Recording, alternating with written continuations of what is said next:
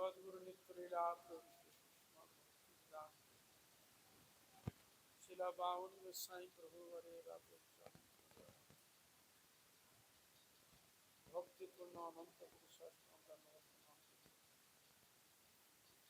তাহার পরম বিজনীয় বৈষ্ণব শ্রী শ্রী হরিদাস সকলের চরণ নাম সকল বৈষ্ণবীর চরণ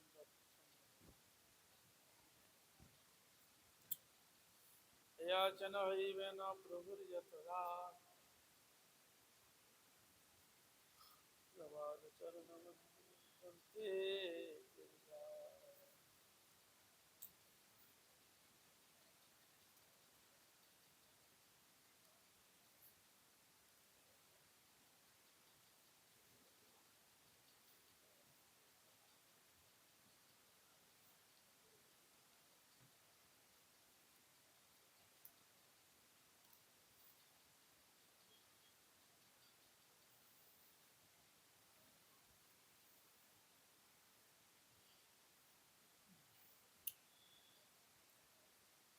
আজকে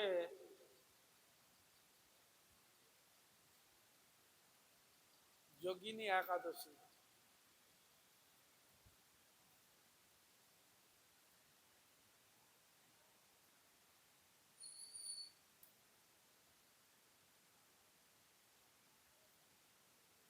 ডান্ডি ভেঙে গেছে।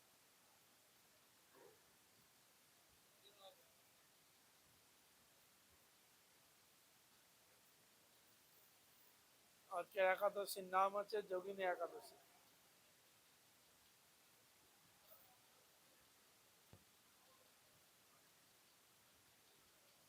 এই একাদশীর কথা আপনারা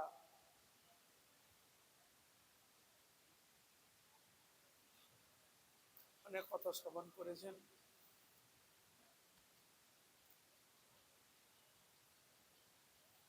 এখন আমরা যোগিনী একাদশীর কথা শ্রবণ করব।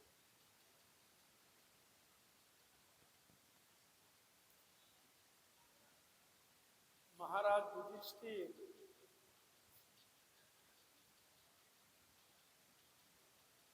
তিনি বলছেন ভগবান গোবিন্দকে, বাসুদেব, হে বাসুদেব,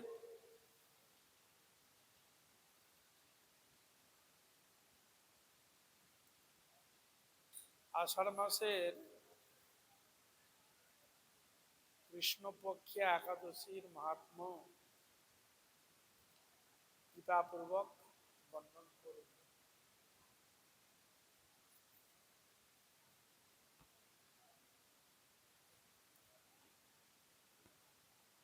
ভগবান তার ভক্ত মাধ্যমে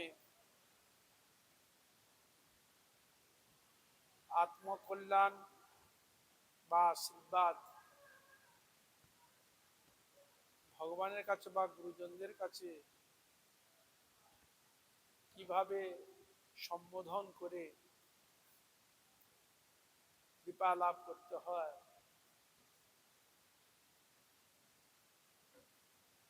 তাই তিনি বলছেন, হে বাসুদেব, সম্বোধন করছেন,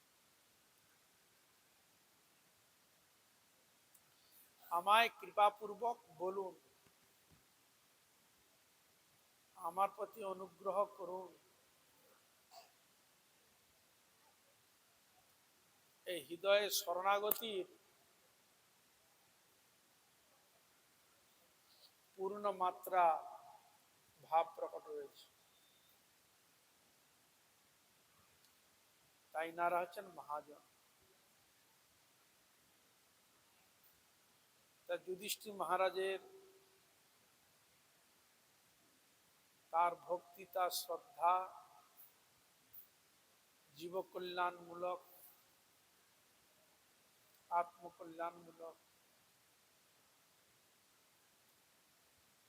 বক্তব্য ভগবান শ্রীকৃষ্ণ তিনি বুঝলেন। তখন তিনি কৃপা করে বলছেন ভগবান রবি, তিনিও সম্বোধন করলে হে রাজন। দেখো, সম্মান দিলে সম্মান পাওয়া যায়, শ্রদ্ধা করলে শ্রদ্ধা পাওয়া যায়, বিশ্বাস করলে বিশ্বাস পাওয়া যায়। এই হলো শিক্ষা, বৈষ্ণবগণের শিক্ষা। বৈষ্ণব দেখিয়া যেবা না নয় মুন্ড, সে মুন্ড পড়ে গিয়া বৈষ্ণব দেখা মাত্র গুরু বৈষ্ণবকে প্রণাম করতে হয়। ভগবানকে বিগ্রহ মূর্তি দর্শন করা মাত্র প্রণাম ভক্তি শ্রদ্ধা করতে হয়। তাই শাস্ত্রীয় যে শিষ্টাচার, যুধিষ্ঠির মহারাজ যেমন রাখলেন, আর ভগবান কৃষ্ণ তাই সেই ব্যবহারিক শিষ্টাচার।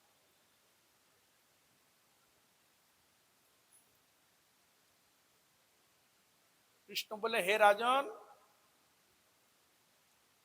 সর্বপাপ নাশক ও মুক্তিপ্রদ এই উত্তম ব্রতের কথা বলিতেছি, শ্রবণ কর।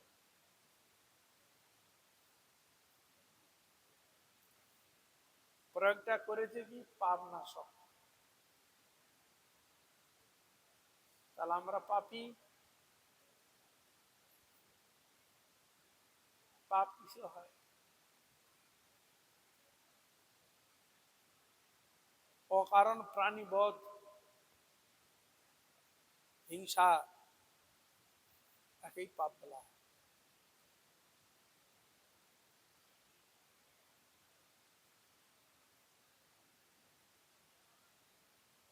আর পাপ অনেক প্রকার হতে পারে, লঘু পাপ, গুরু পাপ।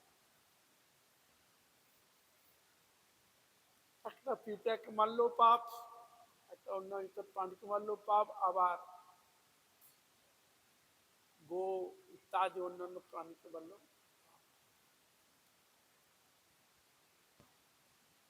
পাপের আবার লঘু গুরু রয়েছে, কিন্তু পাপই পাপ। তাহলে আমরা পাপী, এ বিষয়ে কোনো সন্দেহ নেই। তাহলে এই বলে সর্বপাপ নাশক। পাপ আছে বলে দুঃখ কষ্ট পাচ্ছি, আর পাপ নষ্ট হয়ে গেলে আর দুঃখ কষ্ট পেতে হয় না। এই জন্য বললেন পাপ নাশক, পাপ থেকে মুক্তি প্রদান করে দেখা।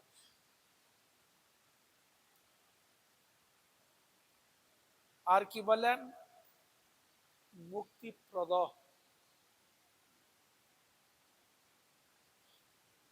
মুক্তি প্রদান করেন। বহু সাধন ভজন করে যে মুক্তিকে সহজে লাভ করা যায় না, যে একাদশী ব্রতের দ্বারা সে মুক্তি পাওয়া যায়।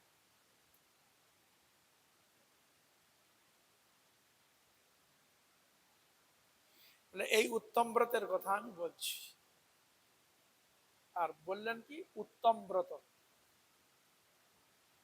অধম ব্রত আছে নাকি? নিশ্চয়ই অধম আছে বলে তো উত্তম শব্দটা এসেছে।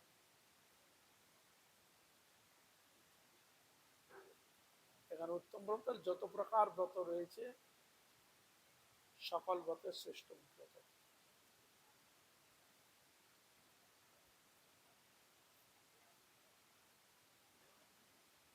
অর্থাৎ এই ব্রত পালনকারী শ্রবণকারী ব্যক্তিকে সর্বপাপ থেকে মুক্ত করে ভগবানের প্রতি মুক্তি প্রদান করে। এই জন্য এর এত মহিমা। আষাঢ় মাসে কৃষ্ণপক্ষে একাদশী যোগিনী নামে বিখ্যাত। এটা আষাঢ় মাস চলছে, কৃষ্ণপক্ষ চলছে, আর যোগিনী একাদশী। তাহলে যোগিনী একাদশী এই বিষয়ে কোনো সন্দেহ নেই।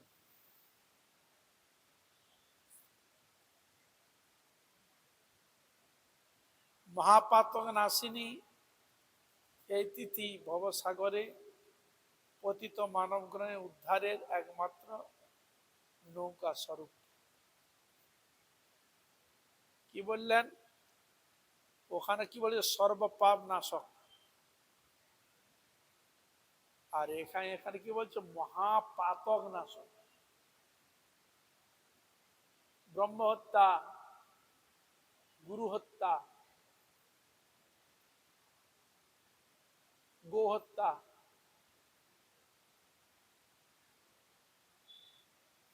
এতে মহাপাতক।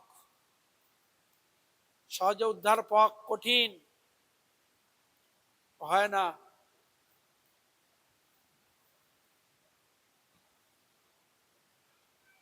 এহেন দুরারোগ্যের মতো মহাপাতক একাদশী তিনিও নাশ করেন। এই তিথি ভবসাগরে পতিত মানবগণের উদ্ধারের একমাত্র নৌকা স্বরূপ। আর কি বললেন?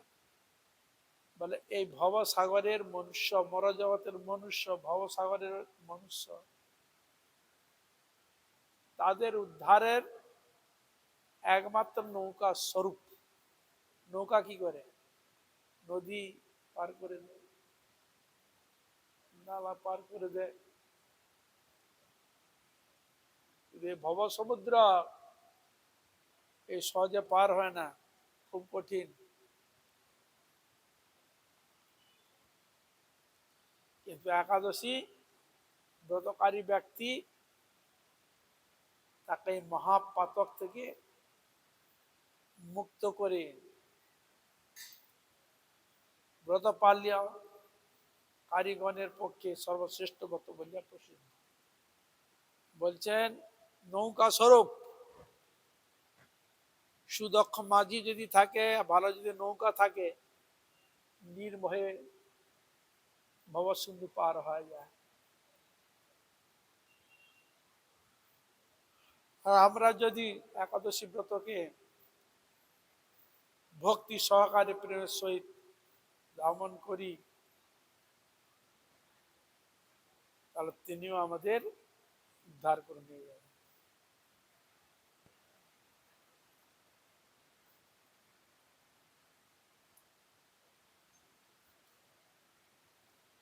এ প্রসঙ্গে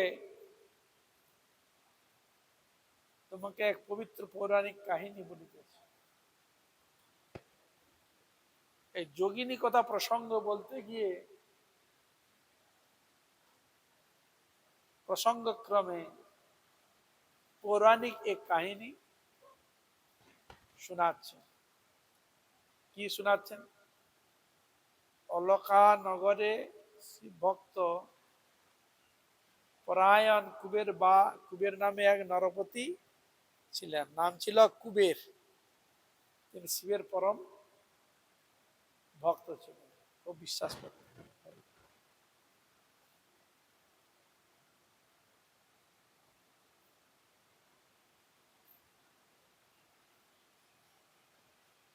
বলছেন অলকা নগরে শিব ভক্ত পরায়ণ কুবের নামে এক নরপতি ছিল। এক কাহিনী বলছে।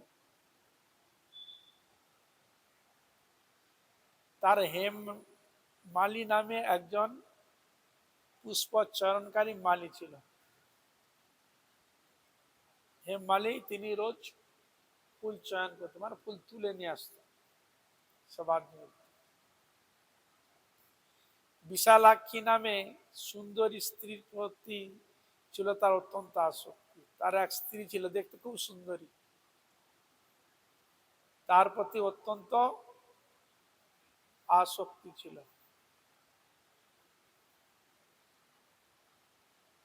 প্রত্যহ শিব পূজার জন্য সে মানস সরোবর হইতে পুষ্পচয়ন করিয়া যক্ষরাজ কুবেরকে দিত। ফুল তুলে ও কুবেরকে দিত শিবের কাছে পৌঁছে দেওয়ার জন্য।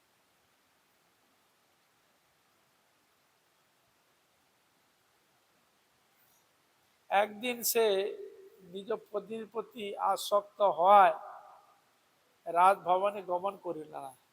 রোজ দিয়ে আসে, একদিন অবস্থা এমন খারাপ হয়ে গেছে, আসক্তি পরায়ণ হয়ে গেছে, আর রাজভবনে যায়। বেলা দ্বীপ প্রহর হয়ে গেছে,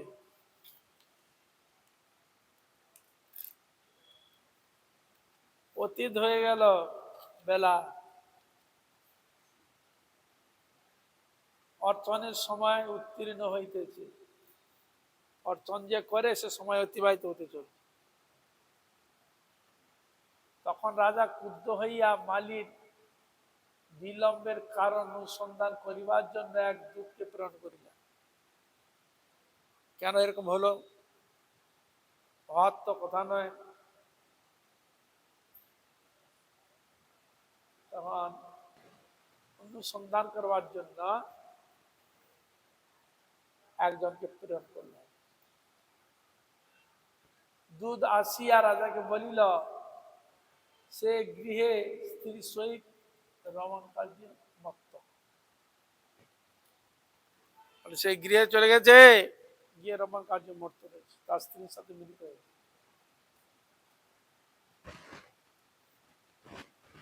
কুবের দুর্বাক্য শ্রবণ করিয়া অতিশয় রুষ্ট হইয়া তাহাকে আহ্বান করিলেন। রুষ্ট হয়ে গেছে, তার মধ্যে প্রসন্ন নয়।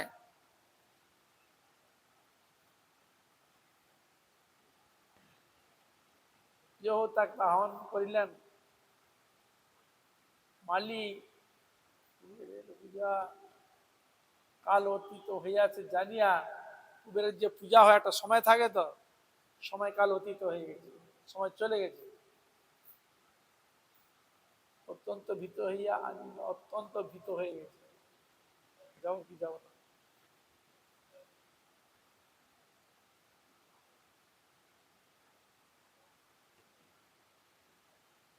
ও অপরদেশ দম্পতি বসিয়া বললেন, এ পুত্র, আচ্ছা রে সুরধম, পাপিষ্ট দুরাচার, তুই দেব পূজার পুষ্প না আছে অবজ্ঞা করিয়াছিস।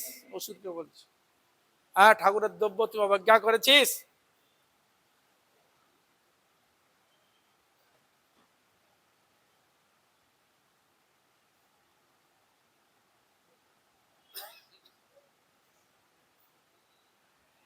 তাই পুষ্প চয়ন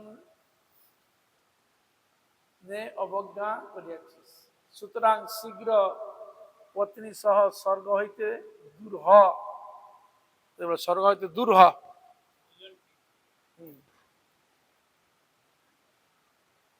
এবং শ্বেত প্রভৃতি অষ্টাদশ প্রকার কুষ্ঠ রোগে দুঃসহ যন্ত্রণা ভোগ করে।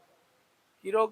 কুষ্ঠ রোগ, দুঃসহ কুষ্ঠ রোগ, সহজে ভালো হতে চায় না, জটিল।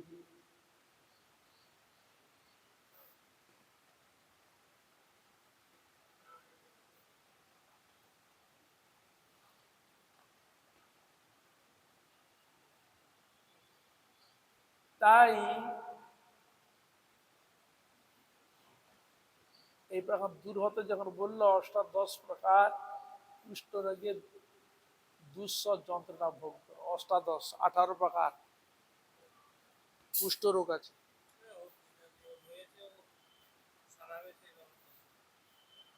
বলা দুঃসহ যন্ত্রণা ভোগ করো। কুবেরের এই অভিশাপে হেমমালী পত্নীর সহিত স্বর্গভ্রষ্ট হইয়া দীর্ঘকাল যাবৎ কুষ্ঠ রোগ ভোগ করতে লাগল।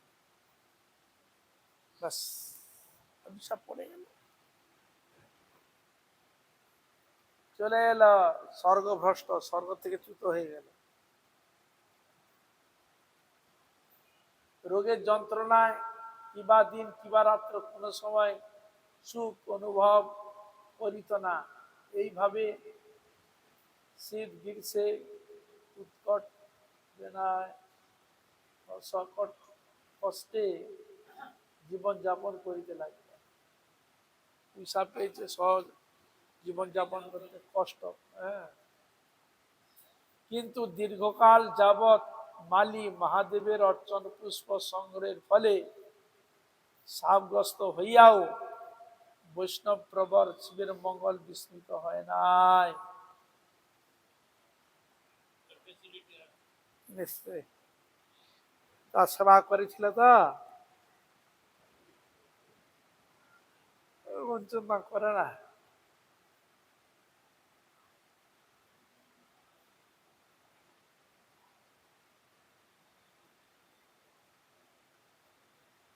তাই দীর্ঘকাল যাবৎ মালি মহাদেবের অর্চন পুষ্প সংগ্রহের ফলে সাপগ্রস্ত হইয়া ও বৈষ্ণব শিবের স্মরণ বিস্মৃত হইবে না। বৈষ্ণবের চরণ বিস্মৃত হয় না শিবজির। একদিন মালি পত্নী সহ ভ্রমণ করিতে করিতে হিমালয় প্রদেশে মার্কণ্ডেয় ঋষির আশ্রমে উপস্থিত হল। একদিনের কথা, পত্নী সহ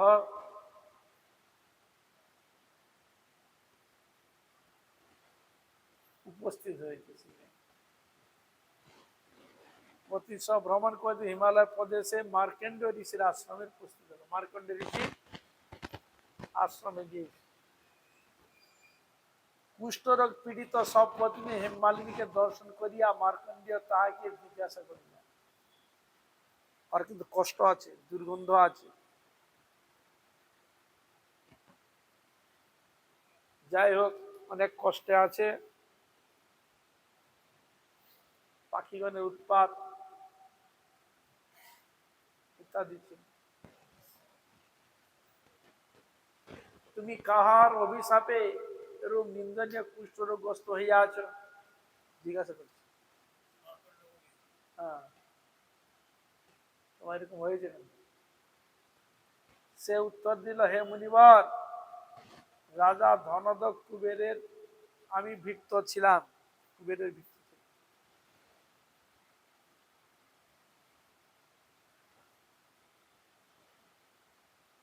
নাম হেমমালী। আমি প্রত্যহ মানস সরোবর হইতে পুষ্প স্নান করিয়া শিব পূজার জন্য রাজাকে অর্পণ করিতাম। কোথা থেকে ফুল তুলিলেন? মানস সরোবর থেকে। এখান থেকে ফুল নিয়ে আসতাম।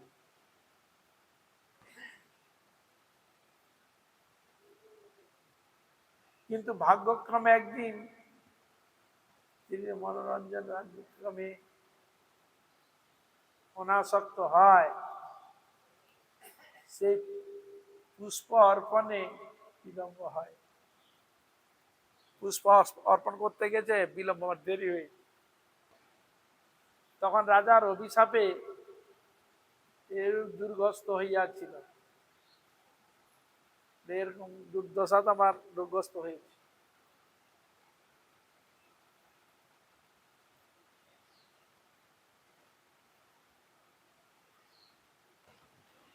অপরাধী জ্ঞানে আমার প্রতি প্রসন্ন হন।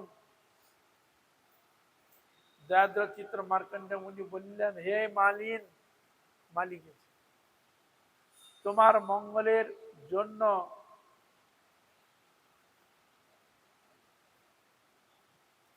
যোগিনী নামক একাদশীর ব্রত ভক্তি করে পালন করিও। এই ব্রত প্রভাবে সকল প্রকার কুষ্ঠ ব্যাধি দূরীভূত হইবে। ঋষির শ্রীকৃষ্ণ বলিলেন, ঋষির উপদেশ বাক্য শ্রবণ করিয়া মালি অত্যন্ত তাকে সাষ্টাঙ্গ দণ্ডবোধ প্রণাম করিল।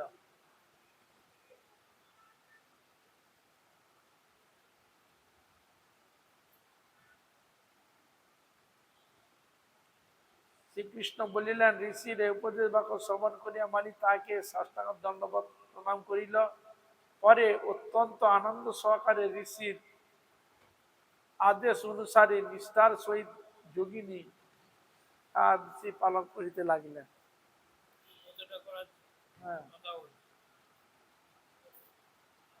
হেমমালী সর্বপ্রকার রোগমুক্ত হইল সবার জন্য ও পত্নীর সহিত সুখে বাস হইল। যে হে যুধিষ্ঠির, এইরূপ ব্রত উপবাসের মাহাত্ম্য কীর্তন করিলাম,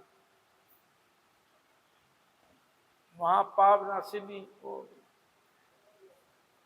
পুণ্য ফল দায়িনী যোগিনী।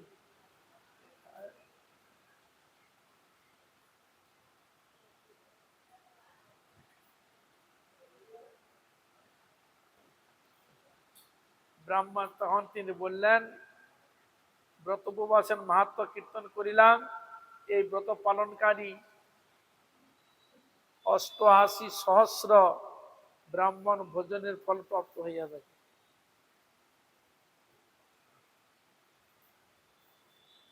৮৮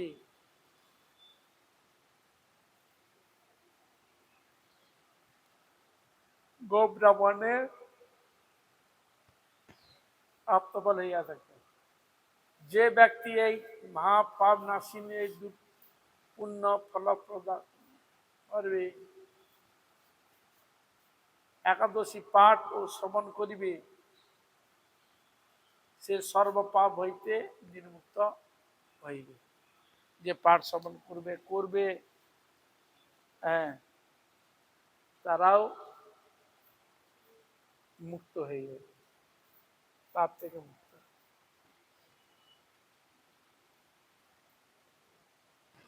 এই ছিল যোগিনী একাদশীর কথা।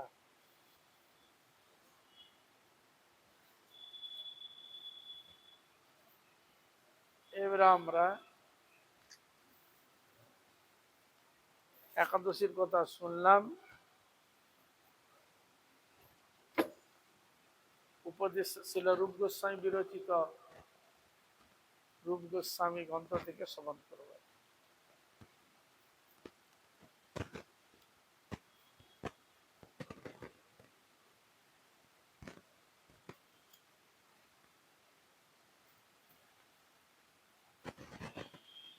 সদ্ধর্ম কাকে বলেন? আমরা বলি সদ্ধর্ম কর, সদ্ধর্মবৎ।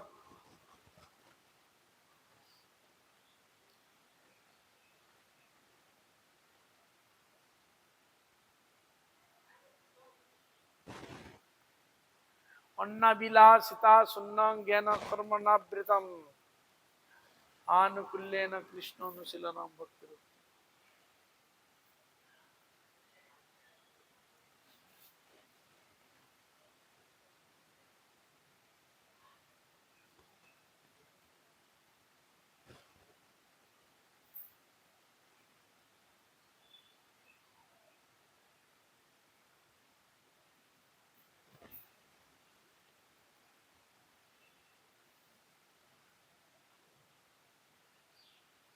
বলছেন এই শুদ্ধ ভক্তি লক্ষণ রূপ সদ্ধর্ম যতদিন জিজ্ঞাসুর হৃদয় স্পষ্ট উদিত না হয়, ততদিন জিজ্ঞাসুর হৃদয় অন্ধকার আবৃত থাকে। বলে শুদ্ধ ভক্তির লক্ষণ সদ্ধর্ম যতদিন না সাধন ভজন ব্যক্তি হৃদয়ের মধ্যে প্রশ্ন না জাগে, উদিত না হয়, তা তখন তিনি অন্ধকার আবৃত মধ্যেই থাকেন।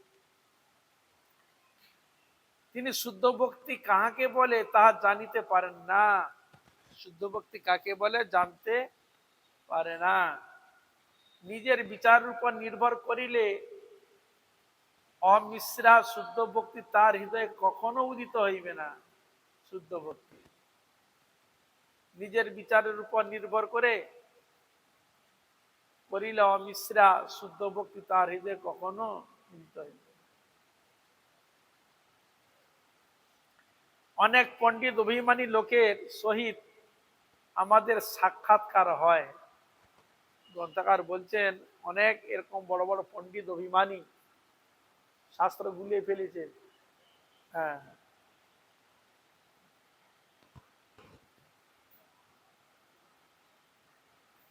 বলে কখনো উদিত না। অনেক পণ্ডিত অভিমানী লোকের সহিত আমাদের সাক্ষাৎকার হয়, তাহারা মনে করেন যে বুদ্ধি বলে ও বিদ্যা বলে তাহারা ভক্তি স্বরূপ অবগত হইয়াছে। বলে আমার বুদ্ধি, আমার বিদ্যা, কিগত বিদ্যা? পুঁথিগত বিদ্যা।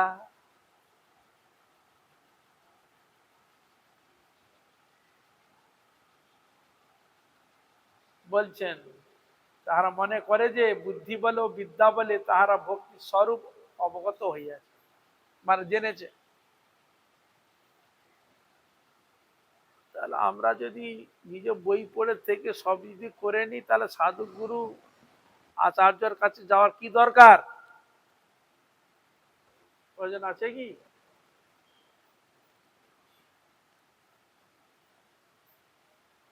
তারপরে তিনি কি বললেন? বস্তুত কেহ বা জ্ঞান মিশ্রা ভক্তিকে, কেহ বা কর মিশ্রা ভক্তিকে ভক্তি বলিয়া মনে স্থির করিয়া রাখিয়াছে। কেউ বলে জ্ঞান মিশ্রা ভক্তি এইটাই যথেষ্ট, আবার কেউ বলছে কর্ম মিশ্রা ভক্তি এইটাই ঠিক। সে বলছে জ্ঞান মিশ্রা ভক্তি এইটাই ঠিক, আর কর্ম মিশ্রা ভক্তি বলে এইটাই ঠিক। বেঠিক।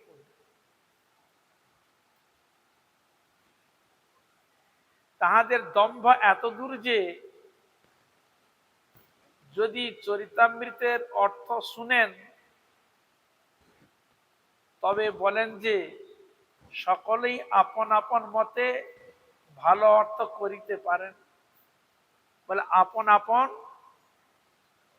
মতে, এই জন্য শব্দ আছে যত মত তত পথ।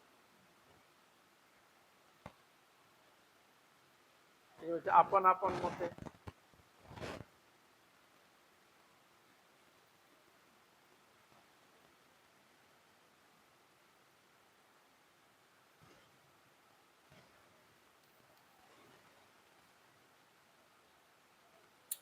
ভালো অর্থ করিতে পারে। চৈতামৃত অর্থ লইবার প্রয়োজন কি? তারা বলছে চৈতামৃতের অর্থ লইবার প্রয়োজন কি? তাদের কি প্রয়োজন? তারা প্রয়োজন মনে করে। এই সকল লোকের সদ্ধর্ম জানিবার ইচ্ছা না থাকায়, আর এখানে বলছেন যে তাদের সদ্ধর্ম জানিবার ইচ্ছা না থাকায় সদ্ধর্মের সহিত তাহাদের সম্বন্ধ হয় না, জানতে চায় না, প্রয়োজন তাদের সম্বন্ধ হয়। ফল এই যে তাহারা স্বস্বকৃত নবীন প্রণালী মতে ভজন করিতে গিয়া কখনই শুদ্ধ ভক্তির আস্বাদন করিতে পারেন না।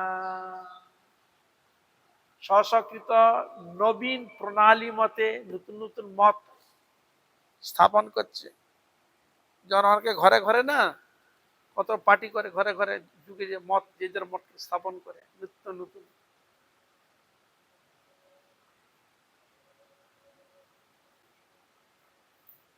যে যার মত আলাদা স্থাপন করে। তারা সাধন ভজন করতে রেখে প্রত্যেকটা জীবের একটা মত, মানে একটাই পথ।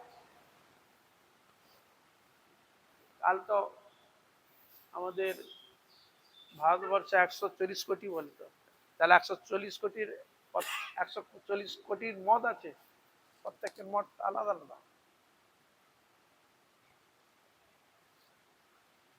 ভগবান শ্রী গোবিন্দ কি এতগুলো মতের কথা বলেছেন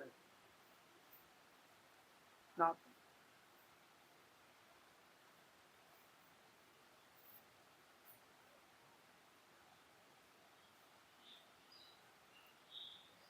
শ্রী কৃষ্ণ উদ্দেশ্যে ভোগ ত্যাগ, কৃষ্ণ তীর্থে বাস, একাদশী ব্রত, এই বৈষ্ণব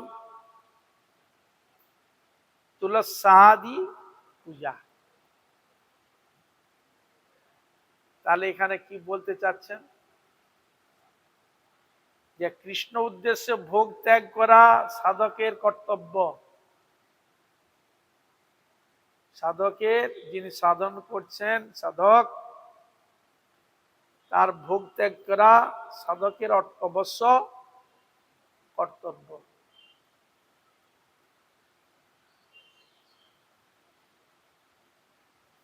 যেখানে নিজ স্বার্থ থেকে গেছে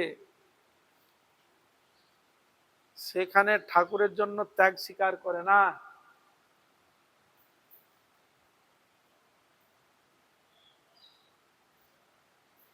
ইন্দ্রিয় তর্পণের নাম ভোগ। ইন্দ্রিয় তর্পণকে কৃষ্ণ সেবার কামনা পর্যবসিত করাই ভোগ দেয়। সেই ইন্দ্রিয় তর্পণকে কৃষ্ণ সেবা কামনায় করাই হচ্ছে ভোগ।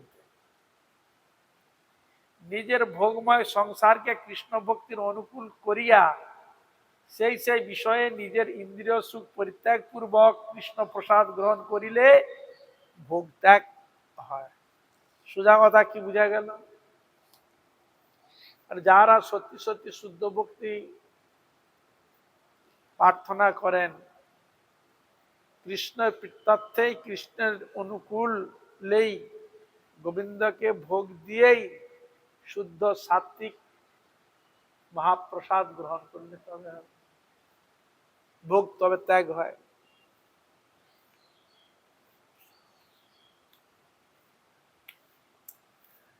শ্রী কৃষ্ণ তীর্থে বাস করাও একটি সাধনাঙ্গ, তীর্থে বাস করেও এটা সাধনার অঙ্গ।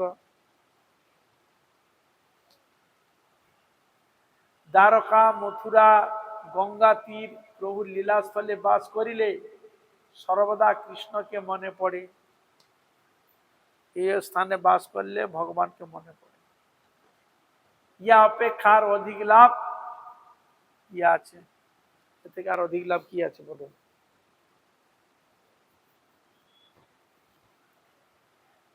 জীবনের সমস্ত ব্যবহারে ভক্তি সাধনের প্রয়োজন মতো অর্থ স্বীকার করিবে। অধিক আশা করিলে ভক্তি লোভ হইবে। অধিক আশা করতে নাই, তোমার যেইটুকু রয়েছে ওইটুকু প্রেম ভক্তি অনুরাগে সেবা করো।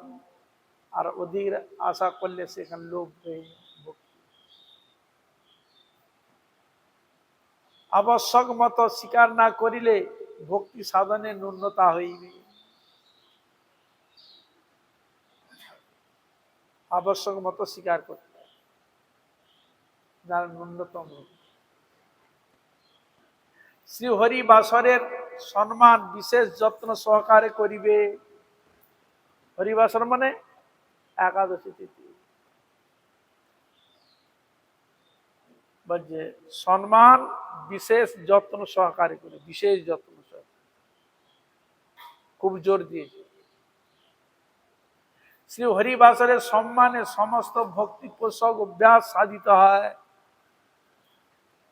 একাদশী দিনে, হরিবাসর দিনে সমস্ত ভক্তি পোষক অভ্যাস সাধিত হয়। কারণ ওই দিন অনেক কিছু জিনিস তপস্যাকারী ব্রতকারী ব্যক্তির প্রতি শক্তি সঞ্চারিত করে থাকে। একাদশী তো স্বয়ং ভগবানই প্রকট, তিনি শক্তি প্রদান করেন ব্রতকারী ব্যক্তি।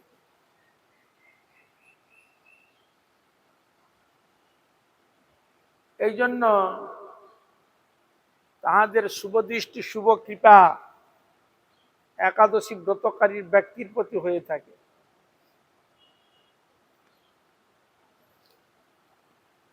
সকল দেবতাগণ সন্তুষ্ট হয়, সকল দেবীগণ সন্তুষ্ট হয়, পিতৃকুল মাতৃকুল সন্তুষ্ট হয়, অন্যান্য যারা রয়েছে সকলে সন্তুষ্ট হয়। শাস্ত্র নির্দিষ্ট রয়েছে একাদশী দিনে পিতৃগণ, দেবতাগণ, দেবীগণ সকলে ব্রত পালন করেন প্রভুর পিতার্থে।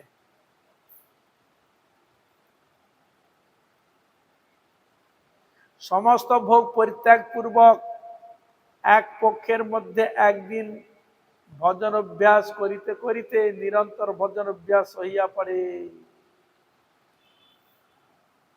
এক পক্ষের মধ্যে একদিন ভজন অভ্যাস করিতে করিতে নিরন্তর ভজন অভ্যাস হইয়া পড়ে। ধাত্রী অসত্য তুলসী গো ব্রাহ্মণ বৈষ্ণব ইহারা পূজিত ধ্যাত হইলে মনুষ্য সমস্ত পাপ নাশ করে। কাদের কাদের পূজা করলে? ধাত্রী, আমলকি বৃক্ষ, আমলকি জানো তো, আমলকি গাছ ঘুমিয়ে গেছে। অসত্য গাছের পূজা করলে, তুলসী দেবীর পূজা করলে, গোমাতার পূজা করলে, গোমা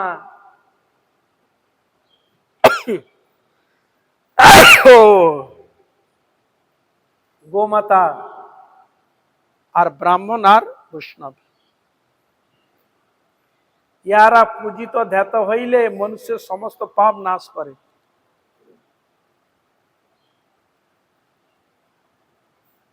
ভগবত উন্নতি সাধক বলিয়া ওই সকল কার্যে শ্রীকৃষ্ণের প্রীতি সংগ্রহ করা যায়। এইভাবে ভগবান শ্রীকৃষ্ণের গোবিন্দের প্রতি প্রীতি সংগ্রহ করা যায়, আশীর্বাদ পায়। নামের আশীর্বাদ শ্রবণে তাতেও কৃপা পাওয়া যায়, ব্রতকারী ব্যক্তি কৃপা পায়। উক্ত 10টি ভক্তি অঙ্গ প্রথমেই অবশ্য স্বীকার্য। 10টা বলে গেছে, বলে এই 10টি ভক্তি অঙ্গ হরি ভজনে প্রারম্ভ রূপ কার্য। এটা প্রারম্ভ, ভজনের আগে। যাহারা এই 10টি অঙ্গকে অবহেলা করেন তাহাদের ভজন ও ভগবত প্রাপ্তি হওয়া কঠিন। যারা এই 10টি অবহেলা করে না, তাদের ক্ষেত্রে ভগবত প্রাপ্তি হওয়া বড়ই কঠিন। অতএব ভজন প্রয়াসী ব্যক্তি আদৌ গুরু প্রদাশ্রয় করিয়া দীক্ষা শিক্ষা ও গুরু সেবা করিবেন। সাধুদিগের চরিত্রের অনুসরণ ও সাধুদিগের সিদ্ধান্ত শিক্ষা করিবেন। নিজ জীবনকে কৃষ্ণময় করিবার জন্য কৃষ্ণ তীর্থস্থলে বাস করিয়া কৃষ্ণের উদ্দেশ্যে নিজের সুখ ভোগ ত্যাগ করিবেন। ব্যবহারিক কার্য দ্বারা ভক্তি অনুকূল ভগবত সংসার যাহাতে নির্বাহিত হয় সেইরূপ অর্থ স্বীকার করিবেন। ভক্তি অভ্যাসের জন্য হরিবাসর ও জয়ন্তী প্রভৃতি কৃষ্ণব্রত অনুষ্ঠান করিবেন। ভক্তি অভ্যাসের জন্য কি করবে? হরিবাসর মানে একাদশী জয়ন্তী মানে কৃষ্ণ জন্মাষ্টমী, গৌর জন্মাষ্টমী, রাম নবমী, নৃসিংহ চতুর্দশী, রাধাষ্টমী ইত্যাদি যেগুলো রয়েছে। ভগবত বিভূতিময় সংসার গৌরবের স্থিতির জন্য অশ্বত্থাদির সম্মান করিবেন। অশ্বত্থাদি তাদের সম্মান পূজা করবেন। এই 10টি অন্যায় বিধি অবশ্য পালনীয়। ইহার সহিত নিম্নলিখিত 10টি ব্যতিরেক বিধি পালন না করিলে কখনোই ভক্তি সাধন স্থির হইবে না।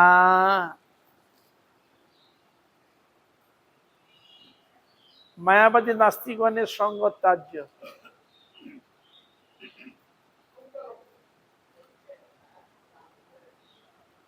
ট্যাঙ্কি ভরেছে?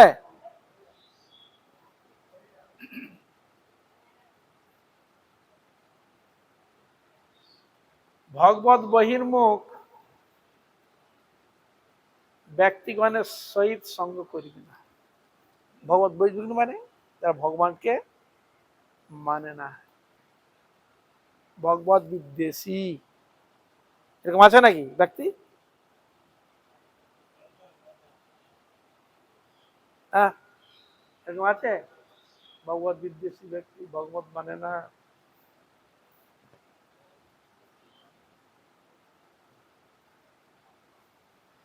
ব্যবহারিক কার্যে তাহাদের সহিত সন্মিল অবশ্যই হইবে, সেই কার্য পর্যন্ত তাহাদের সহিত ব্যবহার করিবেন।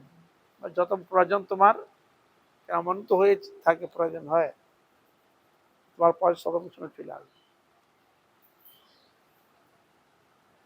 কার্য সমাপ্ত হইলে আর তাদের সহিত ব্যবহার রাখিবেন না, কার্য দরকার হয়ে গেছিল। কৃষ্ণ ভক্তির স্বরূপ যাহাদের চিত্তে উদিত হয় নাই, তাহারা জ্ঞান মিশ্রের আশ্রয়ে সর্বদা দম্ভ বিশিষ্ট থাকেন। কাদের? যাদের কৃষ্ণ ভক্তির স্বরূপ উদিত হয় না, তারা কি করে? জ্ঞান কর্মের আশ্রয়ে সর্বদা দম্ভ দাম্ভিক বিশিষ্ট থাকে। অতএব তাহারা ভগবত বহির্মুখ, বহু দেবসেবী কর্মী, নির্বেদ জ্ঞান পিপাসু মায়াবাদী ও বেদ শাস্ত্র বিরোধী নাস্তিক প্রভৃতি ভগবত বহির্মুখ করে জানিবে।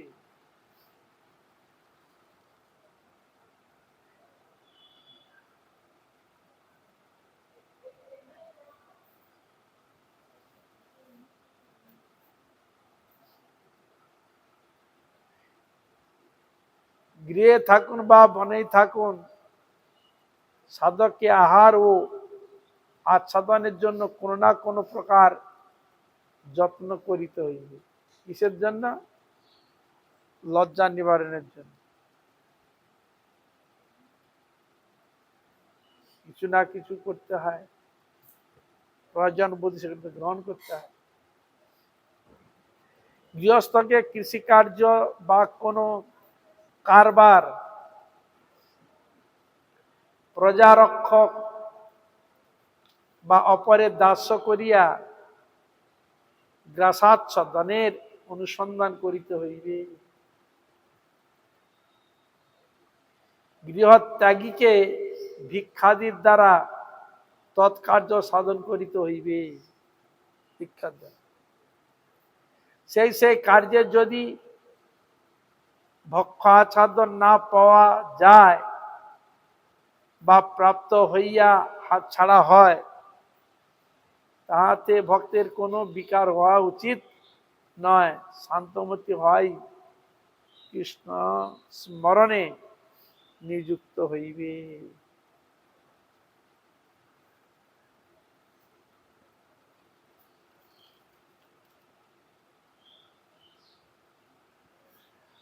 গৃহী দিগের স্ত্রী পুত্রাদি বিনষ্ট হইলে বড় শোক হয়। মারা গেলে মানুষ শোকে মুহ্যমান হয় কিনা? কিন্তু ভক্তি সাধকের সেই অবস্থায় ঘটনাক্রমে উপস্থিত শোক অধিকক্ষণ থাকা উচিত নয়। ভক্তদের থাকা তো উচিত নয়। ভক্তি সাধকের সেই অবস্থায় ঘটনাক্রমে উপস্থিত শোক অধিকক্ষণ থাকা উচিত নয়। তাহাদের অল্পকালের মধ্যে শোক পরিত্যাগ করিয়া কৃষ্ণ অনুশীলনে নিযুক্ত হওয়া কর্তব্য। গৃহত্যাগীর কথা কমণ্ডলু বা ভিক্ষা দ্রব্য না থাকিলে বা কোনো পশু বা মনুষ্য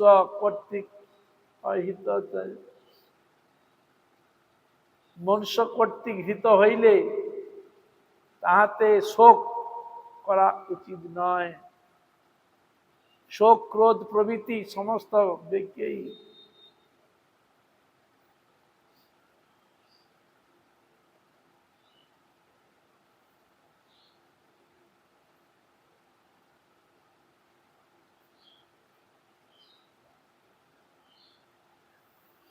শোক পরিত্যাগ করিয়া সে কৃষ্ণ অনুশীলনে যুক্ত হওয়াই কর্তব্য। গৃহত্যাগীর কন্থা কমণ্ডল বা ভিক্ষা দ্রব্য না থাকিলে বা কোনো পশু বা মনুষ্য কর্তৃক হৃত হইলে তাহাতে শোক করা উচিত নয়। শোক ক্রন্দন প্রভৃতি সমস্ত ব্যক্তিই বৈষ্ণব সাধক পরিত্যাগ করিবেন, নতুবা নিরন্তর কৃষ্ণ স্মৃতির বিশেষ ব্যাঘাত হইবে।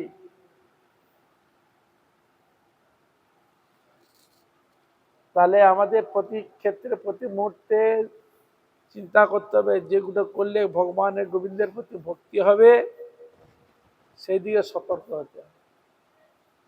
আর যে দিকে ভগবানের প্রতি ভক্তি হয় না, মন এধার উধার চলে যায়, তাতে ক্ষতি হয়।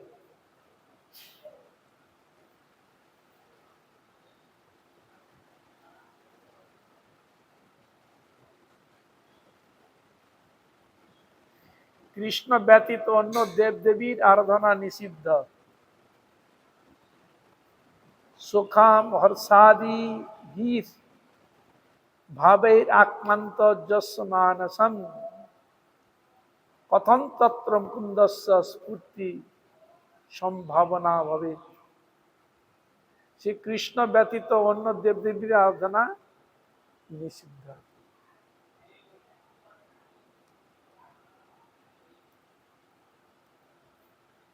ভজন প্রয়াসী ব্যক্তি একমাত্র কৃষ্ণকে আরাধনা করিবেন, অন্য দেবাদির ভজন করিবে না। কিন্তু অন্য কোন দেবতা শাস্ত্রের প্রতি অবজ্ঞা করিবেন, কিন্তু অন্য তো কোন দেবতা বা শাস্ত্রের প্রতি অবজ্ঞা করিবেন না। অন্য দেবতাগণ শ্রীকৃষ্ণের অনুগত দাস,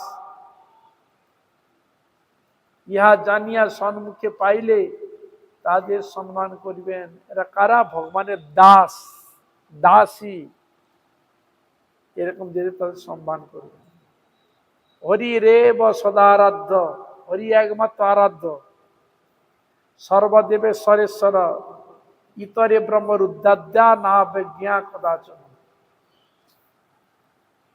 পরমেশ্বর এক বস্তু, অন্য সকলেই পরমেশ্বরের গুণাবতার বিশেষ।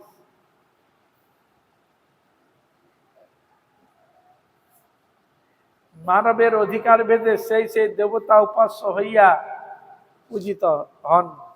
তাহলে দেবতাগণ পূজিত হয় স্ব অধিকার অনুযায়ী।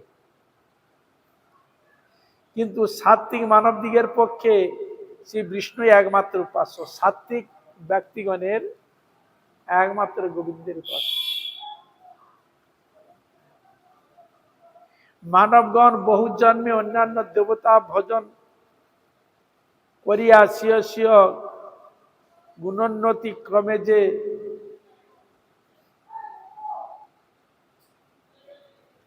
জন্মে বিষ্ণুকে একেশ্বর বলিয়া ভজন করেন, সেই জন্মে তাদের নিত্য মঙ্গলের উদয় হয়।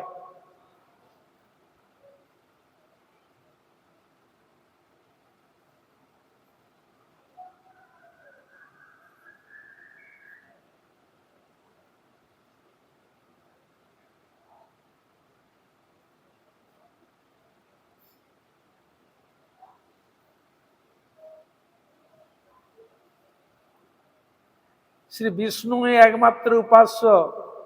মানবগণ বহু জন্ম অন্যান্য দেবতা ভজন করিয়া স্বীয় স্বীয় গুণোন্নতি ক্রমে যে জন্মে বিষ্ণুকে একেশ্বর বলিয়া ভজন করেন, সেই জন্মে তাহাদের নিত্য মঙ্গলের উদয় হয়।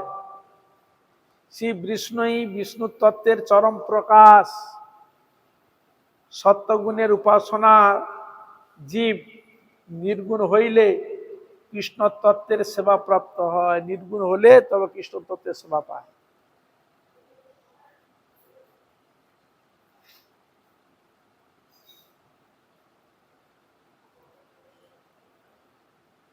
এই জন্য একাদশীও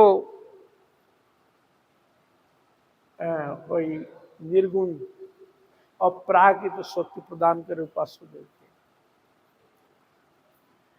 এই জন্য একাদশী ব্রত অবশ্য করণীয়। যা করেনি করবেন, চেষ্টা করবেন। এখানে সবাই একাদশী করে যারা এসেছেন?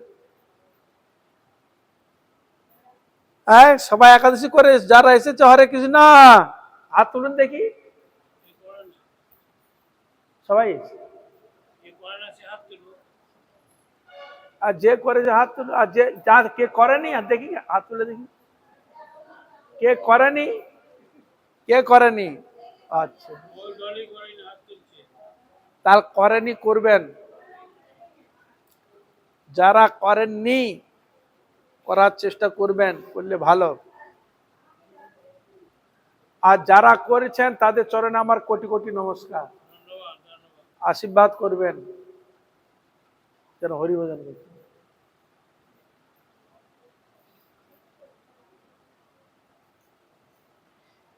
সর্বভূতে অনুকম্পা পূর্বক তাহাদিকে উদ্বেগ দান করিবে না, প্রাণী মাত্রে উদ্বেগ দিবে না, প্রাণী মাত্রে কাউকে উদ্বেগ দিবে না, তাদের প্রতি একটু শুভ দৃষ্টি কৃপা রাখবে।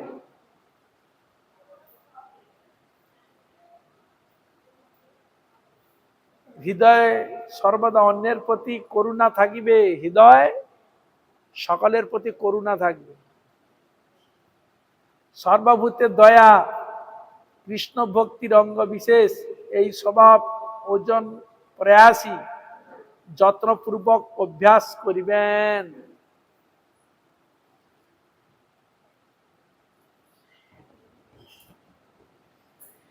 সেবাপরাধ ও নামাপরাধ অবশ্য বর্জনীয়। সময় হয়ে গেছে তো, আজ এখানে সকল বৈষ্ণব বৈষ্ণবী মহারাজ, সকল ভক্তবৃন্দের চরণে, একাদশীর চরণে, যারা সূর্য সকলের চরণে, পশু পক্ষী কীট পতঙ্গ প্রত্যেকের চরণে যথাযোগ্য ধন্যবাদ প্রণাম। আপনারা কৃপা করুন, আশীর্বাদ করুন, যেটা এইভাবে ভগবানের নাম করুন, গান কীর্তন করে আমার নরাধম পাপিষ্ঠ জন্ম যেন ধন্য হইয়াছেন, হইবে না প্রভু দাস সবার চরণে। হরে কৃষ্ণ হরে কৃষ্ণ কৃষ্ণ কৃষ্ণ হরে হরে, হরে রাম হরে রাম রাম রাম হরে হরে।